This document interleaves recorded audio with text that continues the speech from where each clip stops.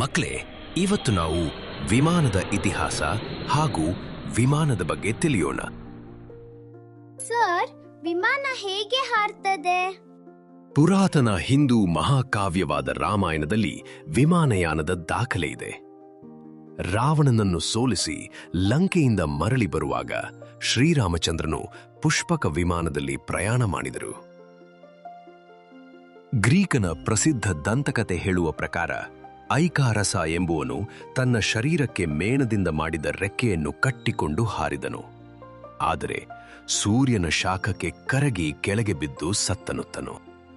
ಗಾಳಿಗಿಂತ ಭಾರವಾದ ಯಂತ್ರವನ್ನು ಕಂಡುಹಿಡಿದರು ಮೊದಲಿಗರು, ಓರ್ವಿಲೆ ಮತ್ತು ವಿಲ್ಟರ್ ರೈಟ್ ಸಹೋದರರು.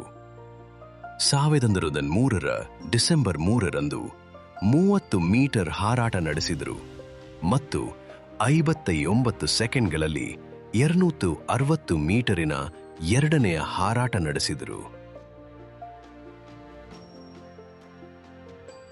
ರೈಟ್ ಸಹೋದರ, ನಂತರ ವಿಮಾನದಲ್ಲಿ ಕ್ರಾಂತಿಕಾರಿ ಬದಲಾವಣೆಗಳಾಗಿವೆ. ಈಗ ಸೂಪರ್ ಸೋನಿಕ್ ವಿಮಾನಗಳಿದ್ದು ಅವು ಧ್ವನಿ ವೇಗಕ್ಕಿಂತ ವೇಗವಾಗಿ ಹಾರಬಲ್ಲವು.